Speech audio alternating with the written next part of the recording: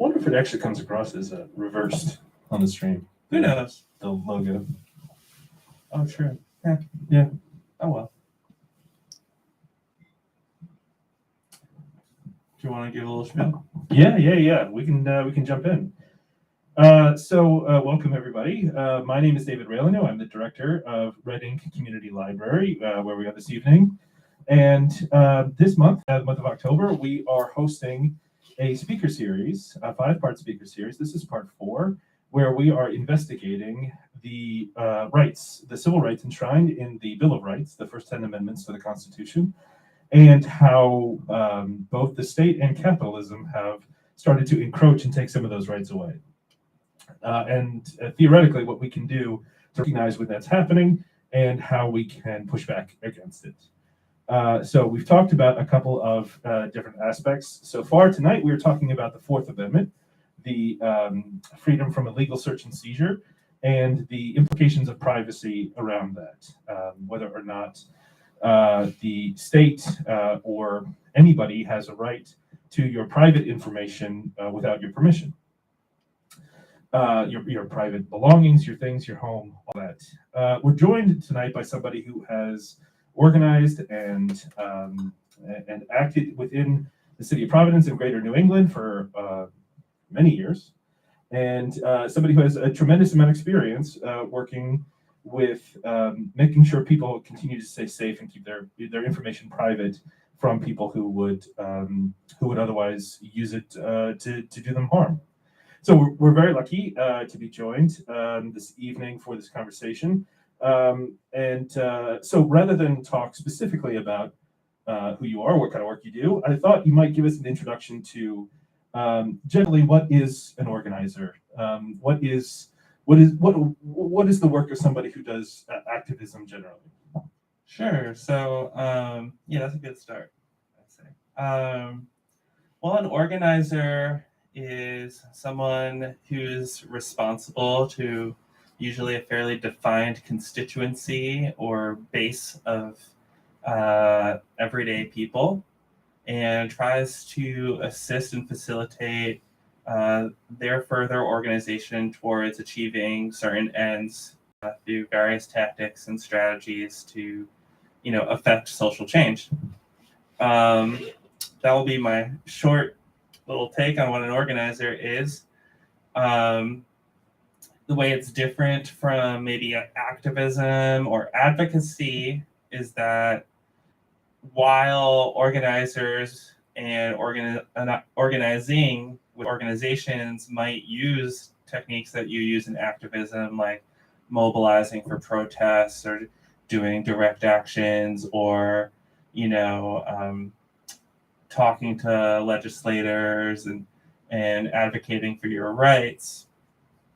The main thing about being an organizer and trying to help people organize is bringing in people around their own issues, their own concerns, listening to the people, and helping them achieve their own goals and objectives, and not necessarily just sort of, you care about this issue, so you go and, protest ecological destruction more abstractly, and you make sure that there's like a big spectacle and you get news media coverage or something about like that.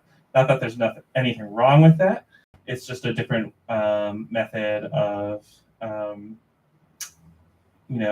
achieving social change. And similarly, with advocacy, there's sort of this thing where, you feel like you might have the skills to be a more effective advocate as a legislator or a lobbyist or some other type of role that will maybe be able to speak better to those in power to get people to listen to you on behalf of others. So whereas advocacy is acting on behalf of others and activism is acting on behalf of your own particular personal interest, organizing is about trying to bring in everyone's voice and facilitating people's own self-activity, their own self-organization.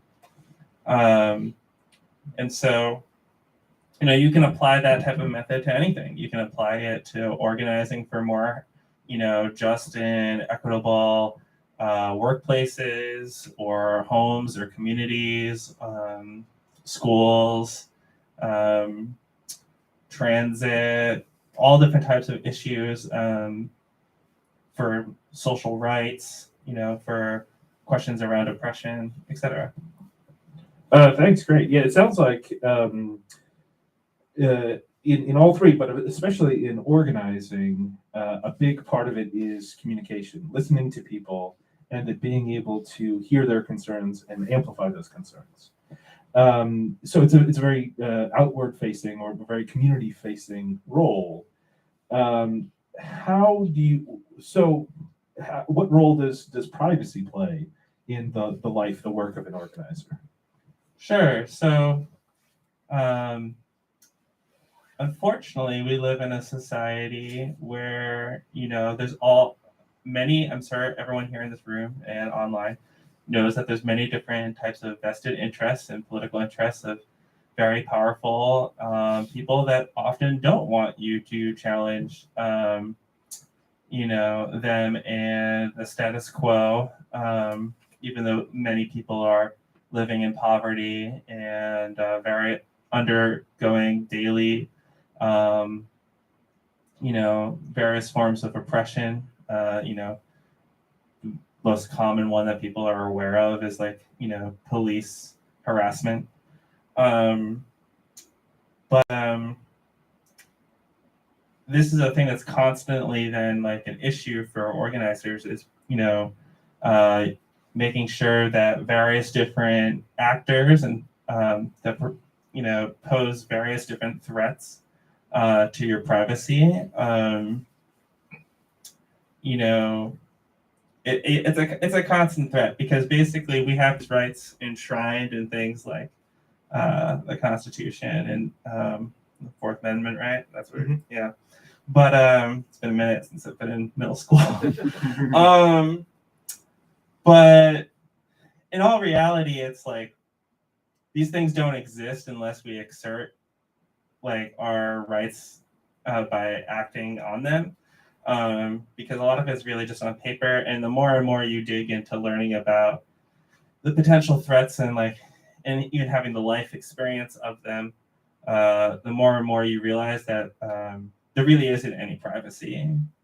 And I think most people sort of understand that in the current sort of like surveillance capitalist type world where like businesses are constantly getting our information and you like say one thing to your friend privately and then you get ads for it later on that day or whatever.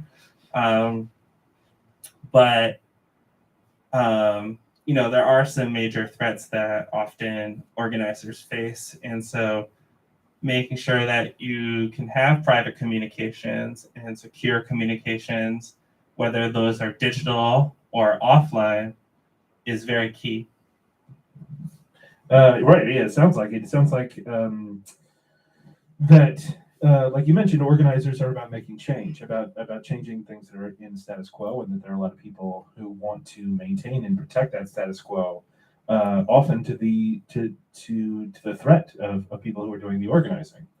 And so, just in order to start from a baseline, I know that unfortunately a lot of people get their civics education from television or drama or whatever. Um, what do you think is, how would you characterize sort of the popular understanding about the need for a search warrant or the right to privacy in your car or in your home or among the things that you have on your person? How do people generally think about privacy or the right to keep their information private? I mean, most people think like, oh, well, do you have a warrant, or that they have the right to remain silent? And of course, there's like some like, at least according to the law, tiny exceptions to that. Like you do sort of have to like tell them who you are and like show them ID. But and that only depends on if you like you're actually being detained and things like that. I'm not an expert on like legal rights and things like that. I'm sure I'm going to give some numbers later on for like the National Lawyers Guild, and they have plenty of great resources on your to know your rights with the police and things like that. But in general, I would say like that is sort of what people know off the top of their head, and I think that gets into like a larger issue about privacy and sort of consent, in search and seizure, and about like who is trying to enact potential search and seizure or monitoring or surveillance of your life, of your private life.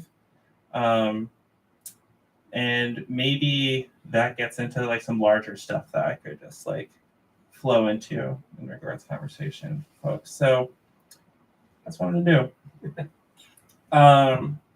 So, a big thing with privacy, security for organizers, activists even, or anyone who's really trying to make a social change is that, and a lot of this is gonna sound like just duh, and the audience broadly defined on the internet, if there's anyone out there, as well as our friends here today, might already sort of understand a lot of this stuff, and I assume that we all have different levels of experience with this type of stuff, and so I hope we can open it up a little bit later to some discussion, because I'm not necessarily an expert, but I do have this life experience. What we say and don't say, what we type and don't type, is usually sort of our best defense from the state, corporations, fascists, or any other people that would harm us or our cause. And so making sure, that we can build a culture of privacy and security within our movements is like really key. And maybe it's also good to like just broadly discuss like, who are some of these threats? I just mentioned a few, but to get into it a little bit bigger, just because some people think like, well, I'm not doing anything wrong, so I have nothing to hide, right? So let's get into it. Anyone here ever hear about this organization called the National Security Administration? Yeah. The NSA. Anyone here heard about a thing that was called PRISM? Anyone here? No, don't know. Okay, y'all don't know about PRISM. Do you know about PRISM? I've read about it, yeah. Do you want to explain what PRISM is a little bit? Just your lay understanding. So, as far as I know, PRISM and its predecessor Carnivore were algorithms, basically, that were developed by the National Security Agency in order to look for key words, key phrases, key indicators of speech that happen on the internet. So whether it happens via email or in social media or however words get communicated, even over the phone, that National Security Agency would be able to highlight those keywords and then give them to an analyst who would then read it to find the broader context and identify if it was a potential threat. Yeah, so that's a good understanding of the type of thing that this is. It's actually way scarier. So PRISM was like one program that was the major program that got, revealed by this gentleman named Edward Snowden, who now lives in Russia, because he had escaped the United States because he was a whistleblower around this, because he worked for the NSA. And there was many other programs beforehand, but some of the early ones that I even knew about as like a young kid before I was ever political was that they were all listening on the phones for keywords and things like that. And eventually on the internet, a lot of people sort of understood that this is going on generally in the consciousness, but not really to the extent that it was really going on and how intense it goes on until Edward Snowden whistleblowed this in about 2013, 2014. And so it's definitely worth looking up. I don't want to delve into it too much, but it's basically they had technology in all the major they have a back door basically into the entire internet across the 5 major allies of the United States that are called the Five Eyes. And each country has its own program, but ours was called PRISM. And things have really developed way beyond that at this point. But it's a backdoor access without even needing a subpoena to things. They were able to develop this without even needing a subpoena or going through like the law enforcement portal of various social media websites and things like that to be able to access your information. So they basically, through the back end of the internet, were able to just like suck in massive amounts of data, analyze it, and look for this stuff without ever needing a subpoena. And I don't know, there's a lot even more crazier than that. But that was like the major big, fiasco that, where the world finally really realized like, oh, like we really live in a like essentially a very totalitarian society globally. I'm going to move on from the scariest shit. Anyone here ever heard of a thing that was called COINTELPRO? You all have? Do you want to say what COINTELPRO was, maybe real quick, from what you know? I don't. I will. COINTELPRO it stands for the Counterintelligence Program, and it was started in the 60s, basically because of the Black Panthers.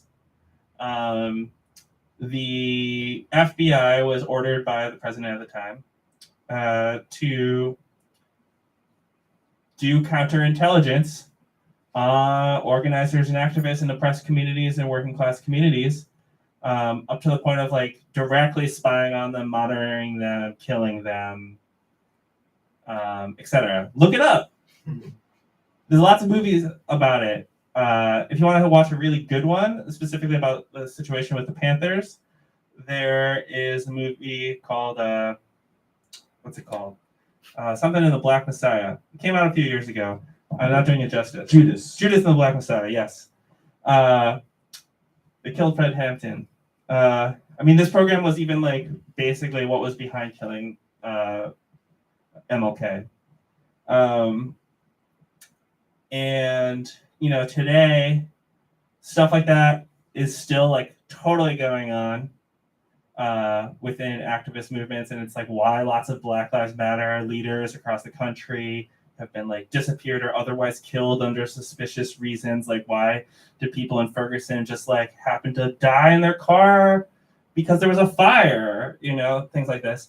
But the FBI and Homeland Security and all these other security organizations that exist now, locally, the way this manifests is mostly through the Joint Terrorism Task Force, which is basically headquartered at the state police office, and at a very local level through the Bureau of Criminal Investigation locally within police forces, which is basically the department that does surveillance of gang activity. They also probably are the ones surveilling activists and treating activists as if they're part of gangs.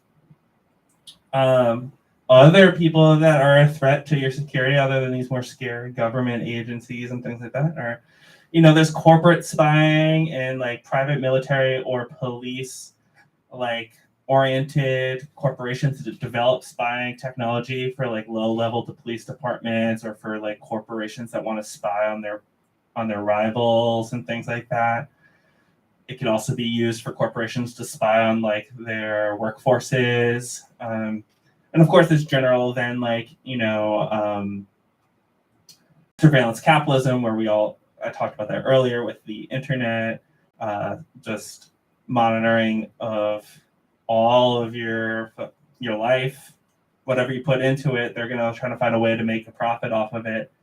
And then last but not least, there's like non-state actors. So private individuals, everything from, the potentiality of stalkers that everyone is aware of to people who maybe are your political opponents, or something as scary as, neo-Nazis, things like that. These are just illustrations of like why you might want to have privacy, because if you become a threat, one of these things is possibly going to try to infringe on your privacy at some point. Yeah. So while it sounds like what you're saying is that while most people have this this myth or this philosophy that you have a perfect inalienable right to all that you are, your identity and your information, and that there's this wall erected by the Fourth Amendment that that you, without probable cause, that nothing can be that you can't be searched and nothing can be taken from you, and yet, first of all, the state has directly circumvented that or broken that particular promise. And then corporations themselves, not bound by that particular statute, have found that because they're able to make money off of information, they can do that as much as they want. And while they may say that they don't use or sell any personal information, personally identifiable information, your exact name, your exact address, or your exact phone number, especially in that order, they still find a way to make money off of the way that people interact with each other, their location data, that all of those kinds of things. Totally. I mean, some people don't realize this. I'm going to talk some weird, crazy stuff about Facebook. I don't know if it's still currently working or not, but I'm going to just talk about it because I know about it, because that brought it up for me. Facebook. All right. Things people don't know. For the longest time, they finally got rid of this program, actually, I think. Though it's probably like still like all there, but they just don't do this process anymore. But for a very long time, at least over a decade, any photo that was uploaded to Facebook, instantly all faces in the photo are added to a database of via facial recognition technology. And even if you never had a Facebook account and never had anyone try to like even like tag who you were, your face, anytime it appeared in any photo, like even just some random person, like you're in the background, you're in New York City, and you're in the background of someone's like family picture or something like that, like your face is connected, and they had like a network of like all the pictures of you ever, even if you had never been on the thing, and that information would have been able to be, given to law enforcement agencies if they needed it. Another thing is, I believe it was Facebook, for a very long time. I mean, I've seen some crazy stuff. I've seen stuff like get like live deleted, like in the early days. In the early days, I mean like during like that sort of Arab Spring era, or like just the early teens or whatever. Like I've seen stuff like literally just like get deleted that was like politically controversial, like delete stuff and like they ban. They'll warn you if you're like saying something controversial or like why they're deleting your stuff now. But back then, it used to just happen like just because. They mostly like hire people to like, they have like huge armies of people that are being barely paid, good wages at all in like Morocco and places like this that just like monitor, daily for like sensitive stuff, controversial things, or, actual extremist material sometimes. But another thing that they do is like, because you don't look at your like app permissions or whatever, is they were like live recording basically like all your conversations. Nothing like they like not in the type of way like the technology wouldn't like literally record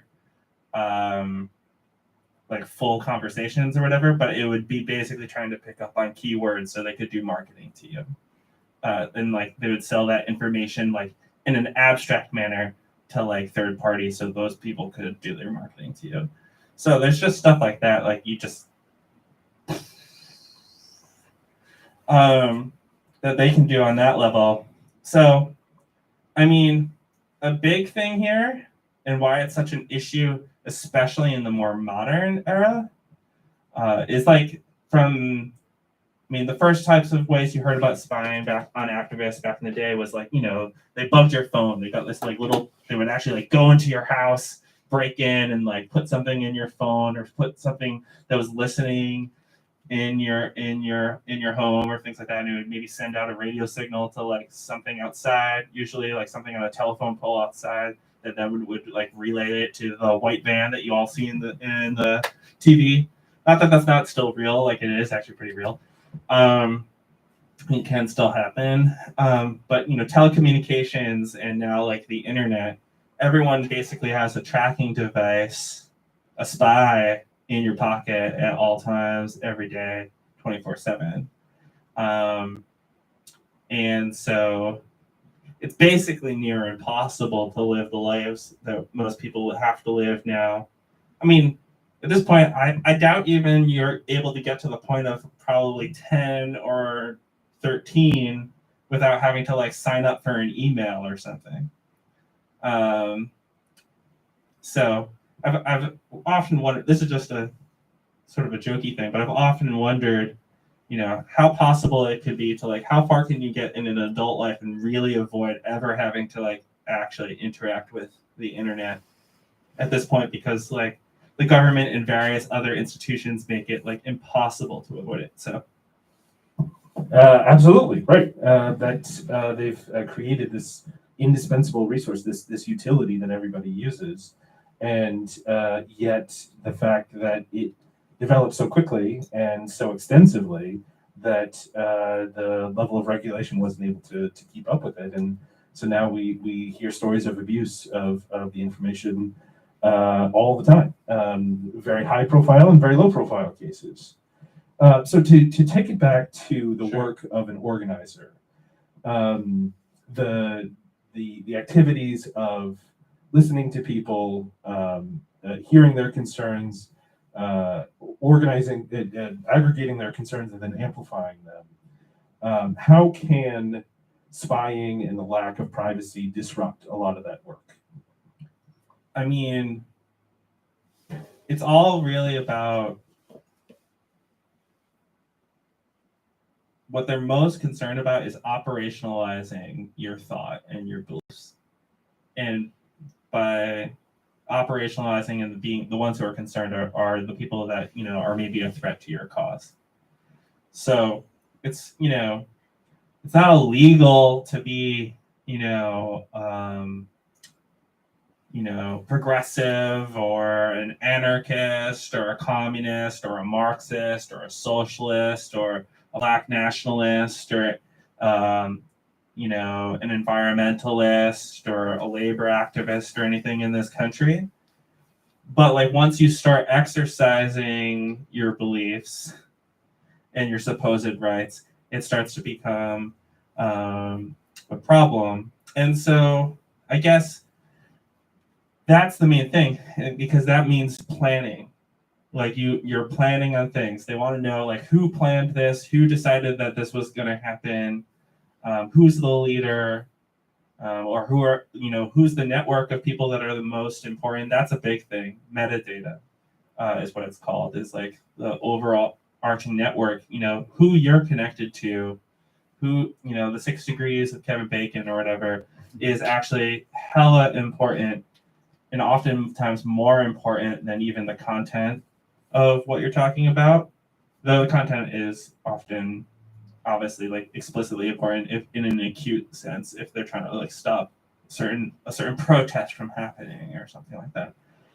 And I think this is maybe a good time to talk about the difference between like 3 different things that are like interrelated, but people often sort of confuse as all being sort of the same thing. And so that's the differences, or just definitions of anonymity, privacy, and security. So on a basic level, this is like really basic. Don't grill me if I'm like getting this wrong. The people that are like experts at this stuff. I'm just a lowly organizer. Anonymity is essentially like hiding who you are, your actions, your information, your data. Basically putting a cloak on it and making it so like no one can actually know that it is you. Privacy is basically about the choices that you are willing to make and take in regards to sharing your private information or data with others. And security mostly comes from how you take measures to like compartmentalize or like put forward like layers of protection and the practices of doing that to keep yourself secure. So they're all related because you need to like have secure platforms to be able to talk privately and things like that. And often, if you really want to have like ultimate amounts of privacy, you would want anonymity as well. But they are sort of distinct and different. And so I thought it might make sense to talk about that a little bit. It does. It does. I think we can easily understand why those three terms might get conflated, because they seem to be have sort of a causal relationship. That in order to ensure security, people might think, oh, well, the only way that you can be 100% secure is if you guarantee anonymity. And then the only way that you can know that all of your choices, all of your communication is private is through anonymity. But as you just described, there are different levels, different grades within each of those. The only one that's sort of absolute is anonymity. That's the one that describes specifically, like you said, the cloak, the barrier between knowing identity and not knowing identity. But then privacy and security are both based on choices and level of risk that you're willing to accept. Yeah, it's about minimizing risk for the most part. And depending on how high the risk or how high you have of a threat assessment, which we'll get into later, depends on like what level of potential anonymity and what level of security you need. And so I think this might actually get into a point where I should talk about something that in organizer spaces, at least for the last like 20 years or more, has become a pretty commonplace thing, but and as well in activist spaces. A lot of it comes out of historically the anarchist movement, and the only reason that it's really like that is that until very recently, like after the fall of the Soviet Union and things like that, the main alternative to capitalism that was seen by many young people in the Western society and globally was sort of anarchism, because people are like, well, no one tried it. Everyone's tried like communism or socialism or capitalism, and so there was a lot of interest in this, and so a lot of what we now call just like the left sort of had a very anarchist type of politics for like many years, and so it's more probably better to just say these are the practices that were developed after sort of seeing the mistakes that were happening within the 20th century in regards how to protect our movements, how we could build a culture, a security culture,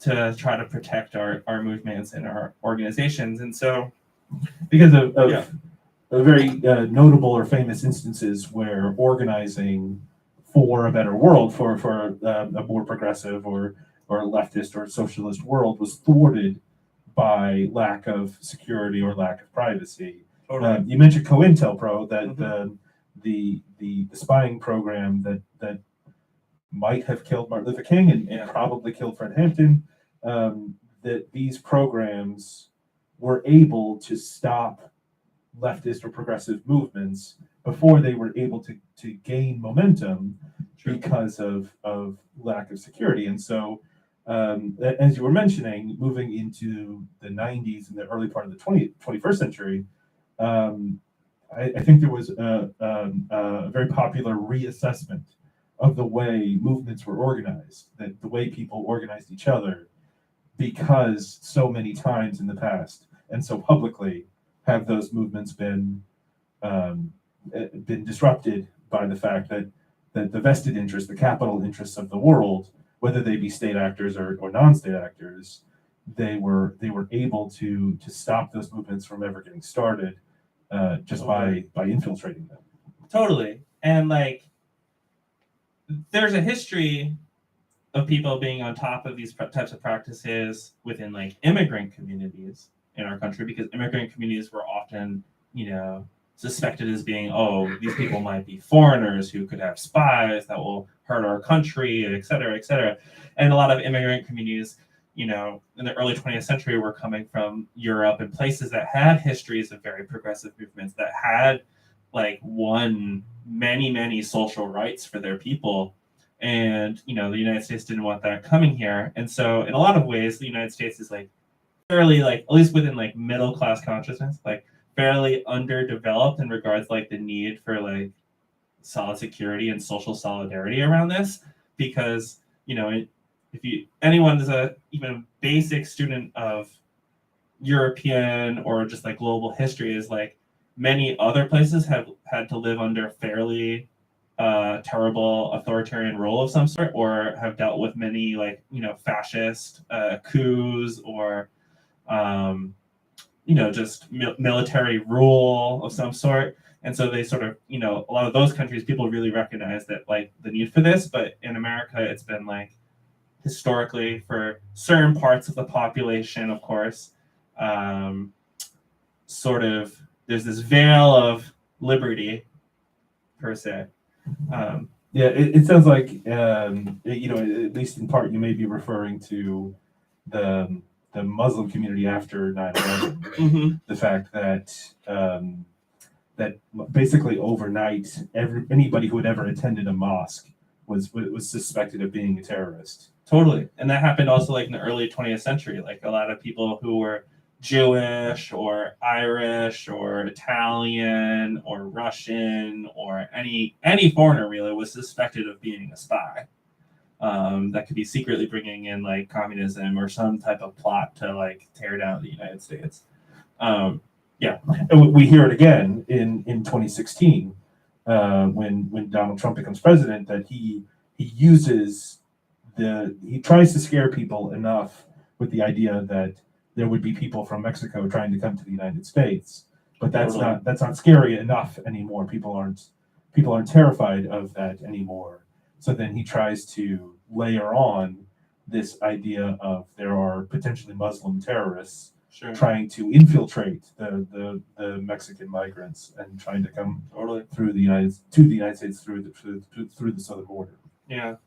So because of this, people developed practices. So I'm going to talk about some of the practices, and these are things you can write it down if you want. It's going to sound maybe pretty crude at times. You can also just remember it. It's okay. So there's some basic stuff. You can say no. It's sort of like consent. Anyone hear about consent? You probably were taught it at some point in your life. Shouldn't we be able to have consent? I mean, honestly, consent and like freedom of choice is like what brought me really to like thinking more progressively in my life. I remember being in like philosophy club in the high school and thinking through like the right to choose and more broadly, and it was like, yeah, people should have like freedom to do anything they want to do unless it infringes on other people's freedom, right? But our society doesn't really like any of that. So consent, so you can say no to things, or you can remain silent. You should probably exercise that to the best of your ability. One thing I'll say in regards to security culture in regards to this is that even though everyone's going to tell you like, don't talk to the cops, don't talk to the pigs, if you're like actually arrested and they're questioning you and they have like nice guy number 1, nice guy number 2, and nice guy number 3. It's not like in the movies where there's like bad guy and good guy. Often, it can be that depending, but they have many different ways to try to get you to talk, to appeal to your moral compass or ethical compass, and try to get you to admit things to them. And so it can be very, very actually hard to not talk. And it's a thing I think needs to be talked about a lot more in activist and organizing communities, because the only way to really counter it is potentially to like use techniques that are like taught to the military in training, to like, if you're captured as a prisoner of war, like what do you do to not give up like your country's secrets to the enemy or whatever. And so like people don't have that training, but there are some like mental exercises and like things you can do to like try to remind yourself of like the duty to your cause, or to your friends that you're organizing with, or to your communities and things like that. That would probably be useful for people. So I say that with that in mind. I just give people that context. I'm telling you to remain silent if at all possible, but it can be hard. So just realize that. More things about a security culture. Usually, depending on the risk of like the type of actions or things that you're involved in, but in general in life, honestly, is that most things should be on a need to know basis. Like if someone doesn't need to know something, don't talk to them about it. Only talk to the people that do need to know, that are like at risk for a certain thing or whatever. But like you don't want to like, there's an old saying from back in World War I, World War II, something like that, early 20th century, of loose lips sink ships. You've probably heard that before. So that means like don't ask, don't tell. Not in the way that they meant it for trying to repress gays in the military. Don't share or gossip about people's identities or your networks. It's good to like let people occasionally, if like the security level, like to be like, well, this is what's going on with this or whatever. But you don't want to just like do it recklessly around people like you don't know, that you haven't built trust with. You don't want to brag or joke recklessly. That can lead to people finding out that like, oh well, yeah, Johnny did that crazy thing where they poured acid on those train tracks, and you're thinking, oh, it's so fucking cool, like they stopped like the economy from working or whatever, and it's like, well, now Johnny's gonna fucking get arrested. So, but you also don't want to like joke about doing like crazy extreme things, because like someone in a room might take it seriously and think like, was that person really joking? So even if they're like among your closest people, I have some other things to mention, but if you have a question, I think it'd be good for the flow. Sure. Yeah, like you mentioned earlier, your description of privacy as a series of choices that a person can make about how much information they want to share with other people or with communities or with the police or with corporations, that the decision not to brag, not to gossip, not to give more information than you absolutely need to, is a way of maintaining privacy. Exactly. That when you make those kinds of choices, you're able to take a little bit more control. Doing that, what you said of Totally. saying, no, I am not going to be the person who spreads this information. Exactly. And so I'm going to go through a few more don'ts, and then we'll talk about the things that you should do. Don't talk to law enforcement. It's a pretty good rule. Like, unless someone's like in extreme danger, and like, we have to recognize like we don't always have like the ability to like protect our communities currently or whatever. So you might need to call the police or something for some reason. Though most times I've ever actually done that in my life, it's never worked out good. Most of you hear stories all the time where someone's like having a mental health crisis and the police show up to try to, like, their family called them to help them, and then like the police like killed the person, even though you were trying to like stop the person from killing themselves. It's like, great, cool, you did the exact opposite of what I wanted you to do. Anyway, don't snitch on people. Just a really bad idea, because if you are found out and like the people that you snitched to like aren't gonna like probably help you enough to get away from the people that are going to be very mad at you that you did. And there's a phrase out there, snitches get stitches, but I'm not recommending that, just to be clear. But people will do that because that's a thing that's culturally out there. Don't bad jacket people, which that's maybe a term that you've never really heard before, but what that means is don't label people as like potential cops or snitches or feds or things like that. Unless you like clearly have like done your research, you've gone throughout all your community, and you're able to like have substantial amounts of evidence that like someone should be like isolated from, your networks, your groups, your community.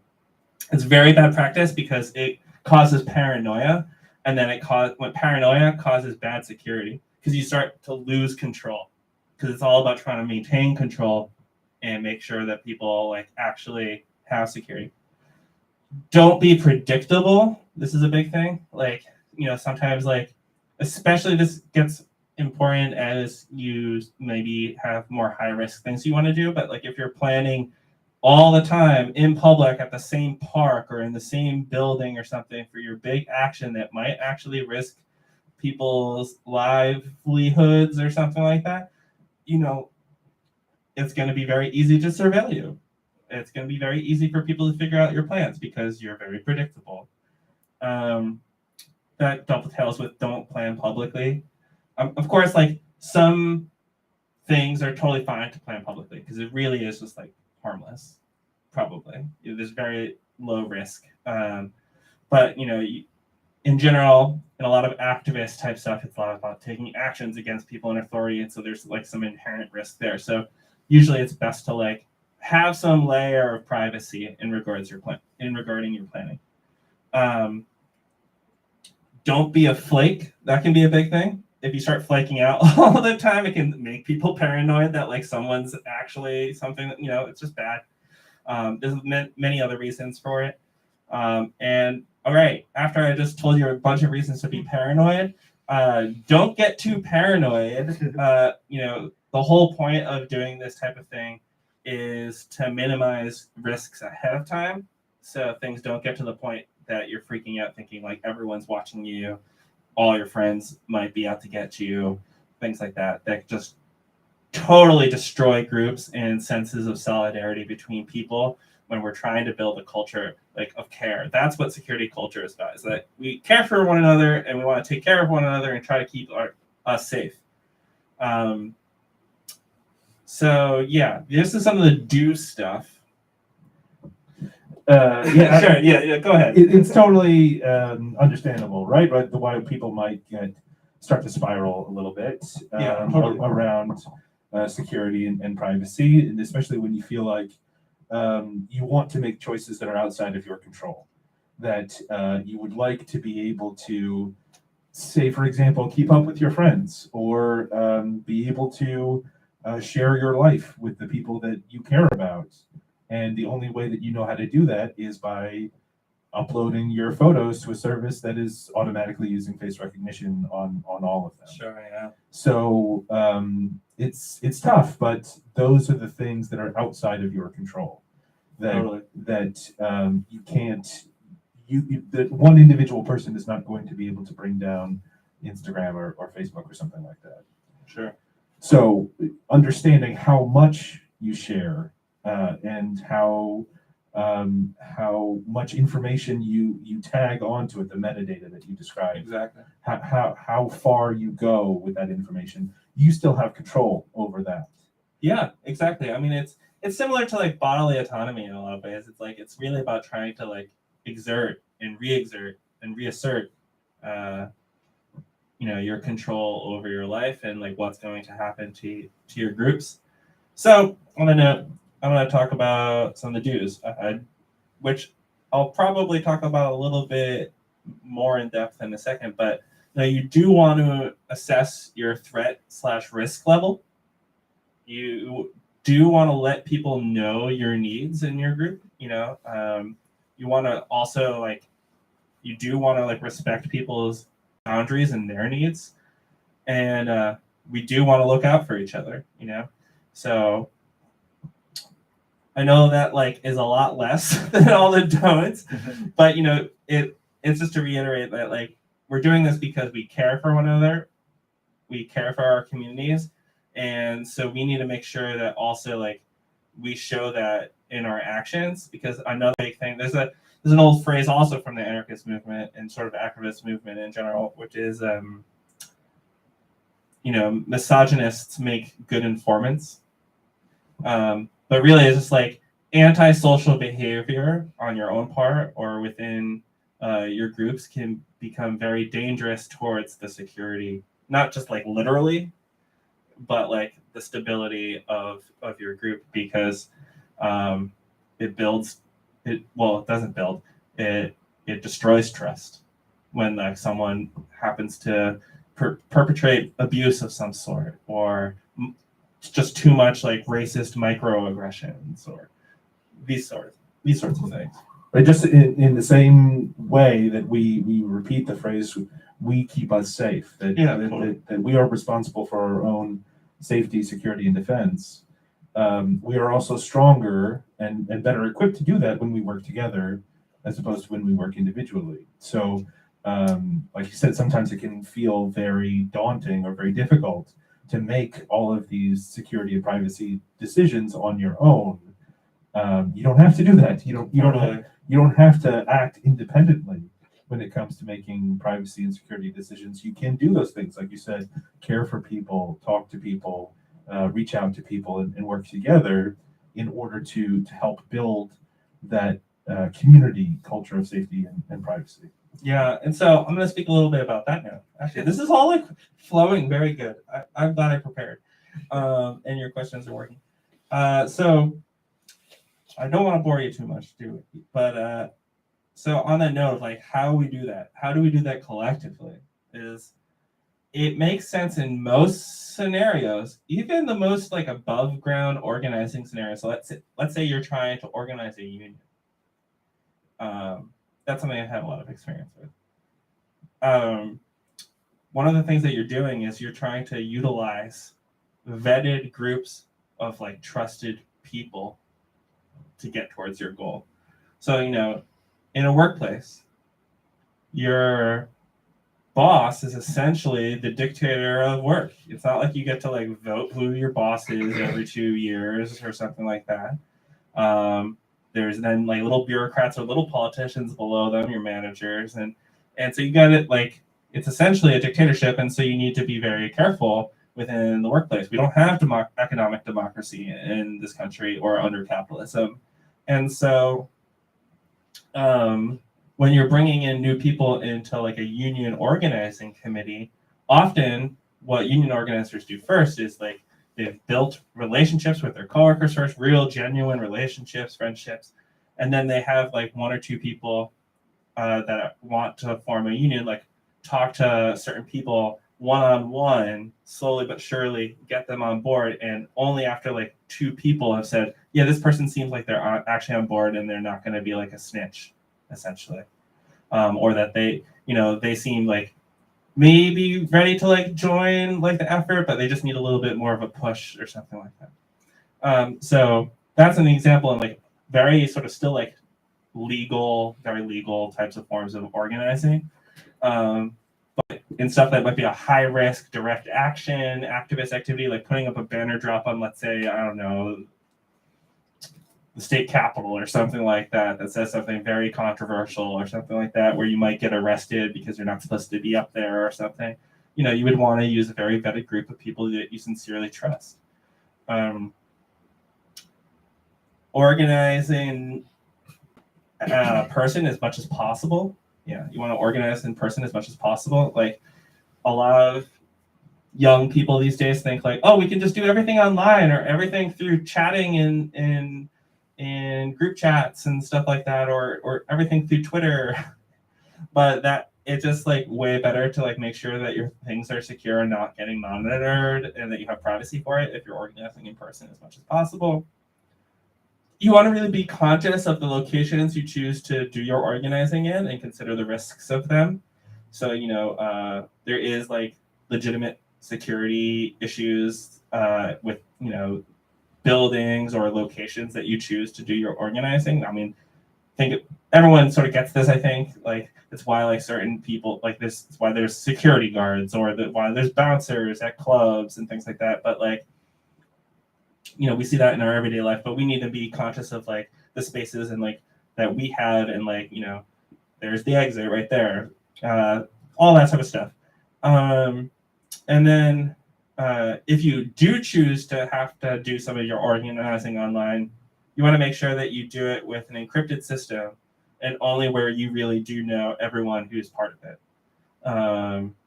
So that's where we can get into like talking about some technologies and stuff, which I might mention a little bit more later. There are definitely some better technologies that are out there that can help you stay private online or with digital telecommunications technology. yeah, I don't know if you have any questions. Yeah, so just again to work back towards the original definition of organizing, of being able to listen to people who have concerns, aggregate those concerns and amplify them. The advice that you've given in order to try to organize in person whenever possible, organize with people that you can trust, and people whose identities you can verify and corroborate with other people. And when you're organizing online, to do so only with people either you've already met in person or you're certain of their identity, that there's no way that they could be impersonating other people. Yeah. That so my question is about how do we accomplish the goals of organizing after we've taken these security steps? Do they happen once and then we say, okay, now we're secure, we're in the cone of silence, or is it something that you have to constantly reassess? Yeah, I would say it's always a continual process. Actually, your threat level is gonna like wax and wane like the moon, really.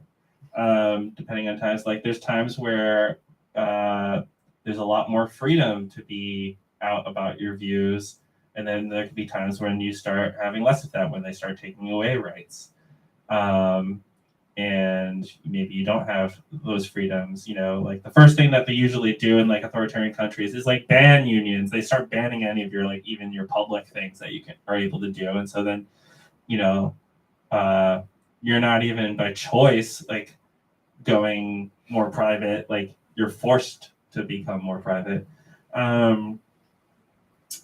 And I guess that's maybe a good segue into how you can do that. Like how you can continually assess, your security or privacy needs as an organizer. So I'll get into that a little bit. This is sort of like the 5 major facets of developing and what's in the military is called an operational security, OPSEC. And I've turned it into like very layman's terms. You want to identify your critical assets. So you basically want to like identify like what do you want to protect? Is it certain information, certain plans, your people, your building? What's going to be harmed if you're not doing this? You want to analyze your threats. So develop, your general sort of threat model, like who is potentially going to be trying to stop your operation.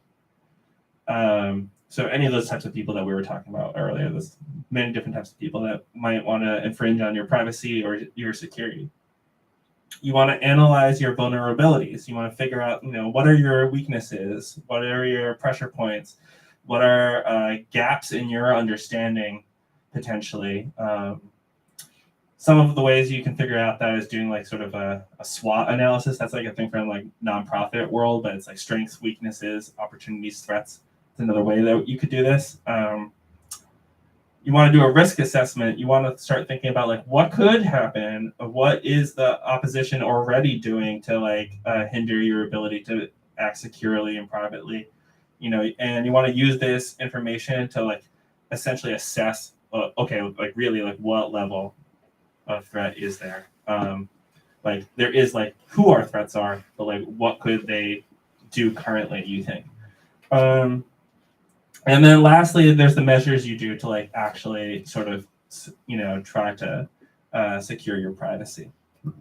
So if you don't mind, I think sure. we can make some of this a little bit more real if we walk through a scenario. Sure, that would be great. So say for example, I am furious with my landlord who never takes my calls, and my apartment unit is falling apart, and I know that there are other people who rent from the same company that are having the same experiences as me, and so I want to organize a tenants union. Yeah. And I want to try to push back against this landlord. How can I do that safely and private? Sure. So I mean, one way is to make sure that you do a lot of your organizing in person. Actually, it's probably the most effective way. The best way is to, and if anyone needs to know this, I'm gonna just say it out loud. If you do want to snoop on your landlord to help you organize against your landlord, this is infringing not really on their privacy because it's all publicly available information, but you can find out where all the other tenants potentially live through tax assessor databases. That's how many tenant organizers, at least locally, do this. They find out like, oh, these are where all the properties that this landlord owns, and so you go, and then you talk to your neighbors, or you talk to your what we call your co-tenants in that world, and by talking to them one-on-one, like by door knocking and trying to get communication directly with them, you avoid the situation of something where you put out a general call and then your landlord gets, alerted that, oh, some type of organizing or rebellion's happening underneath my feet, and they send in a spy. I've actually seen spies in tenant organizing. I do some community organizing and helping tenants, and so like there was this company locally, Providence Living. They sent like some of their employees to go and pretend to be tenants and spy on what the tenants were doing. Go ahead. Yeah. So just to sort of work through the model that you presented, it sounds like the assets that you would want to protect are the people that you live with and their current stable housing situation. Totally. That at least the status quo, these people have a place to live, and the potential risk that you could assess is that if the landlord finds out that you are sort of a ringleader, or that there are other people that are working with you to try to destabilize this status quo, then that landlord might try to use lawyers or legal or maybe non-legal means to try to get you out. And, Totally.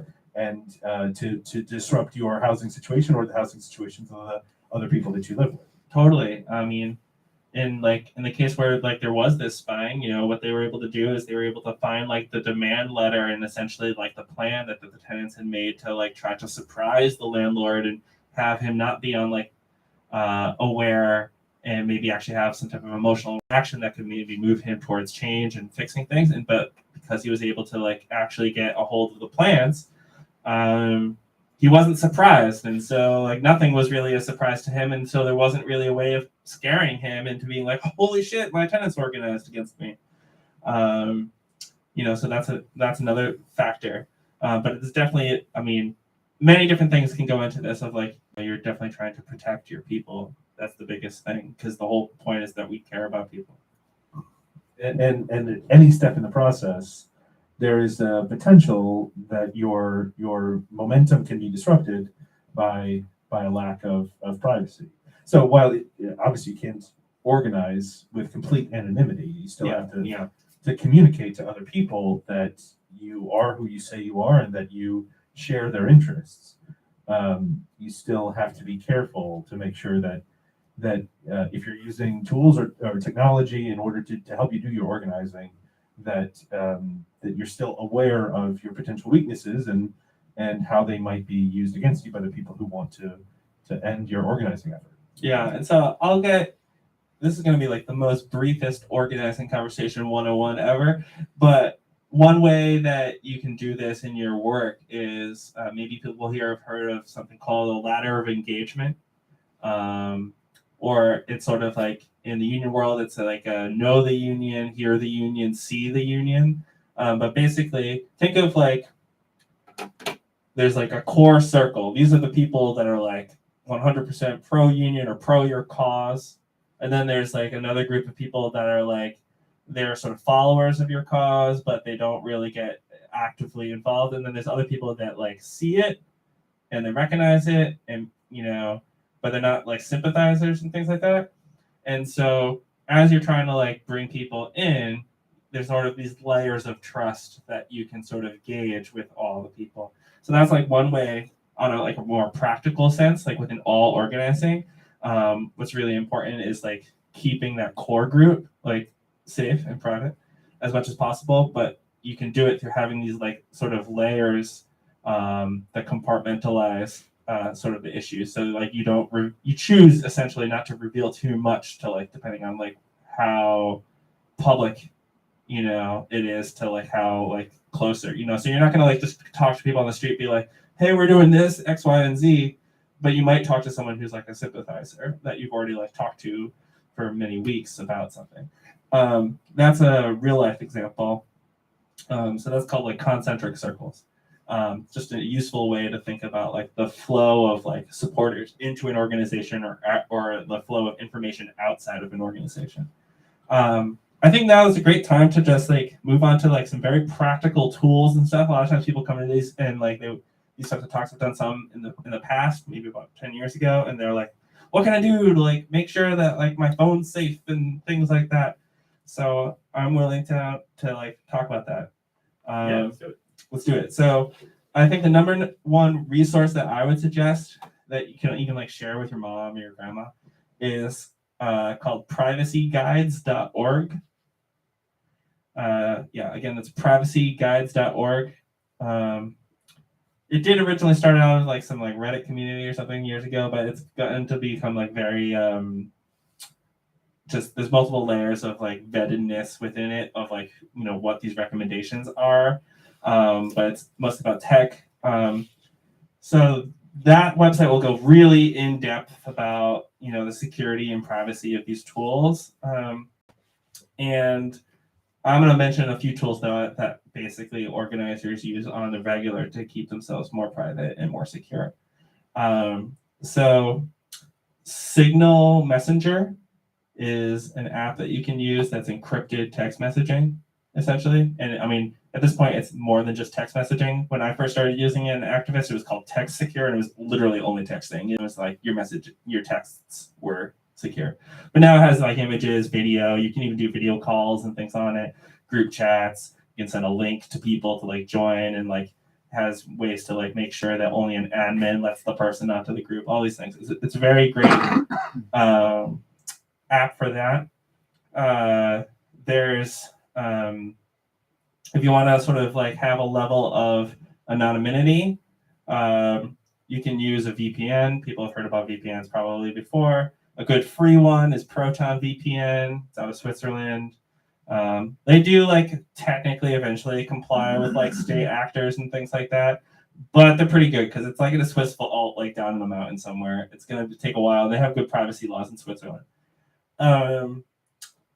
There's Tor browser, which if you want to like make sure that like, let's say you want to like, I don't know, it's late at night, you're on Wikipedia, you're learning about some crazy, activist movement in some other country, or even something that like you think is really bad, like, I don't know, you're reading about Hezbollah or something like that, or some other like terrorist group, and you want to read about more without like getting attention brought to you, use Tor browser. Because if you want to look at anything that's probably like illegal or scary, anything that's too scary to you to like look at like on a normal browser that you're worried that the government could, or your internet service provider would like tell the government that you're looking at this thing, it will keep you anonymous. It uses sort of this concentric circles thing again. It will basically route your internet activity over like one server first, and then another server, and then another server. So it's like a complex VPN essentially. Instead of just like one stop with a VPN, it does it through multiple different like VPNs per se. And it's generally used by like all different types of people, even the bad guys on multiple sides.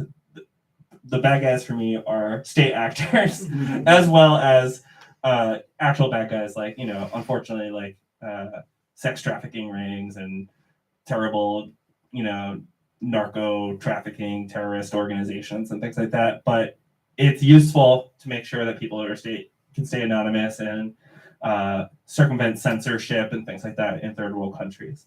And then the two other tools that I would suggest people check out are, there's an app as well as like Service for having generally encrypted video calls that can be sort of like an equivalent of Zoom, and it's called Jitsi, which is a crazy name. And there's multiple different servers that you can use in other countries depending on like which country you think might have good privacy laws or whatever. You can choose a server from something like that.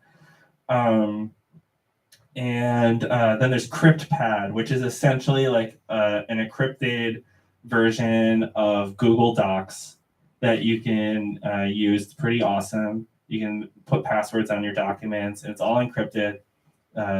Zero knowledge, and it's out of France, I think. It's great. And then the only two other things that are like, I know you're concerned about privacy potentially if you're coming to this, and maybe your own personal privacy. And the biggest thing that activist type people often face, especially from like non-state actors, is the potential of like being doxxed by or like publicly revealed as being an activist in your community or something like that, whether it's a corporation or whether it is right-wingers or racists or homophobes and stuff like that. There are some like paid for services that you can use to like wipe yourself as much as possible from like the public parts of the internet. That like there's all these data brokers and information sellers that will, you do a Google search and it's like everything you ever did publicly on the internet's there. They'll help you get off. It's paid, but there's like deleteme.com and like privacypros.com. You can pay for them to do that. There's also like lots of lists out there though, if you just want to do this yourself, where you can just like opt out of all these services that will like essentially sell like the fact that you're registered to vote here, or like that you didn't pay your utility bill or something one time, and so like they know that you used to live at this address or things like that. If you want to get rid of that stuff, you can do that. Otherwise, like if it's something that like is not on a broker or something like that, you probably have to talk to like the web admin. So if it's like old articles or things like that. Also, if you're already like a really publicly like out activist or something like that, it's probably just best to be like as out as possible. But if you're like someone who hasn't been really involved yet and you want to have like a level of privacy, these are some of the steps that you can do. But generally, it's probably pretty useful to do that stuff so you don't get harassed. Mostly. No, very much appreciated. I know that a lot of people have those very specific questions about, okay, I know that I'm committed to keeping myself and my community secure. I know that I want to make good privacy choices, but what are the tools? What's out there? What's available to me? So I know a lot of people are looking for those kinds of answers, and obviously we could go through a lot of different hypotheticals. But as we're getting closer to the end here, I thought we might open it up for some questions and see if anybody has anything that they are thinking about or what they want to talk about, and see if there's anything that you'd like to know. Yeah, let's do that. I mean, I have an entry-level sort of question about scam calls and robocalls and stuff. I know that like that seems nebulous to me. Like, how do you protect yourself from that? It seems like super big. Is it sort of just impossible? I mean, it used to be the do not call list that Bush like implemented, 15 plus years ago or something like that. I've heard, we're all getting more of these every day, like phishing texts and stuff now, where they say hi. And the biggest thing with those actually is don't reply ever. Just immediately bin it. If it's a number that's texting you that you don't know, get rid of it. Don't I probably don't have your receipts on red or whatever. Like anything that like helps them understand as a human, they're gonna put you on a list that you exist and that you're real, and then they're gonna send more people at you. You'll get more of those texts because they're gonna just keep on trying to fish you, or they might sell that information that you're a real human to some other third party. So I just heard that recently because I was like, what the hell is this? Like someone trying to talk to me all the time. But there's also some apps for like trying to like stop people from calling that, I guess, like third-party apps. I haven't explored that yet, but if you want to try to stop those like scam likely type calls or whatever, I mean, of course, luckily our technology like sort of tells you these days if it's a scammer or not. But sometimes it's like things like you're I don't know, you have a debt. There's a debt collector, and they use like a third-party service that has the ability to call you from multiple different phone numbers and stuff like that. I hear at least there's some apps that will help you like deflect spam calls. Right. I think you were talking about the TCPA, the Telephone Consumer Protection Act. Yeah, totally. That a recent law that says that it is illegal to auto dial, to robo dial, and yet it still happens. It still continues. So. though that's not the way that all those spam calls happen, and sometimes you end up getting on a list one way or another. Yeah. Whether it's through something totally as harmless as making a donation to a political campaign or something. Yeah. Once they know that you are active, or that you have money, or that you are a real person with an address and a phone number, then suddenly you become a target. But yeah, the best advice: do not engage. I would say, I don't know. I thought I had a one further comment on that. But any other questions that anyone maybe has, or thoughts, or of your own? Have you had experiences with anything in regards to privacy that you're willing to share? Of course, I'm not trying to make y'all put anyone on the spot. Sure. I thought bad jacketing was a good thing to bring up because we live in an age where everyone that doesn't agree with you is like X, Y, or Z. And bad jacketing was done a lot. They called it Fed jacketing to hurt the Black Panther Party. They put someone in there because they had something against them. And then that person, once they were in, said everyone else was a Fed. And that's how they got to the top. And they were able to cut everybody else down. Yeah, exactly. So, yeah, you really need evidence, or you need something. It's not just not something you throw around anyway. Since there's no other questions, I'm going to leave one more really important resource that our local National Lawyers Guild provided for us for tonight. Basically,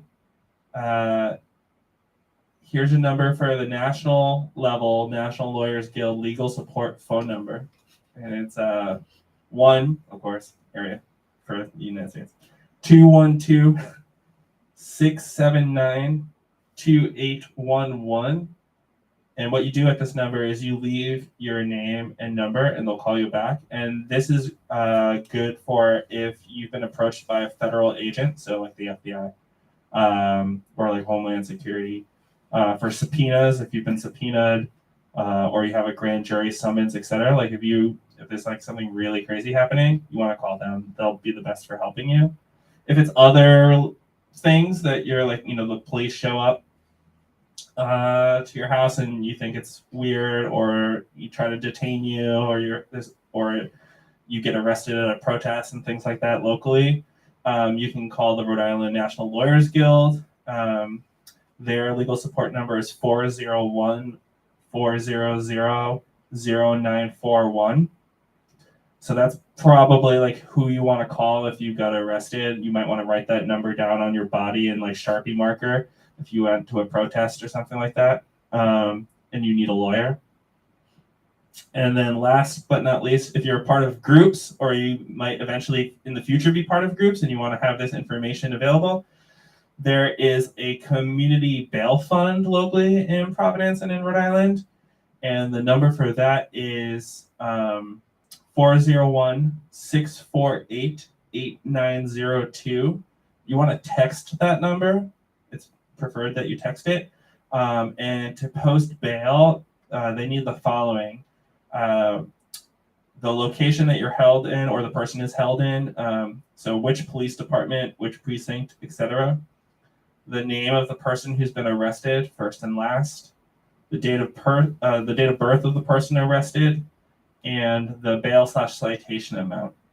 That bail fund is managed by a group called Fight Against Natural Gas, FANG, which is an environmentalist group, but they've been doing more to like help people even in general within the community, and not just like activists and stuff. So I figured it would be good to just give people these numbers because there's a lot of scary stuff in a lot of ways that we talked about today. And so if you again, just want to reiterate that first number is like if a Fed shows up to your house, the FBI shows up to your house, if they don't have a warrant, you can just like let them be on like red, basically, like don't answer it, and if that doesn't mean that they won't necessarily try to like break into your place, just so you know, but that's the number that you give them. Or if you like do get stopped on the street by a federal agent or something like that, or on your porch or something, that's the number you could give them and be like, talk to my lawyer as well. So thank you so much for those resources. Yeah, totally. Definitely very much appreciated. And thank you everybody for being here with us this evening at Red Ink Community Library. We will be wrapping up this October speaker series this Saturday afternoon here at Red Ink at 2 o'clock this afternoon, Saturday afternoon. We're going to be talking about the Eighth Amendment, the prohibition against cruel and unusual punishment, and the fact that solitary confinement still exists in this country, especially in the ways that people have been organizing against it. So if you're interested in the fight against solitary confinement and cruel and unusual punishment in the United States, please join us this Saturday afternoon at 2 o'clock. We'll be here, we'll be streaming, and we'll be talking with Brandon Robinson of Stop Torture RI. So hope to see you then. Thanks, and please come by and visit sometime. Yeah, go to that. It's an absolute fucking travesty that we torture so many people in this country and that we have a bigger prison population than any authoritarian regime ever in human history. And it's racist as fuck. Thank you very much for that plug.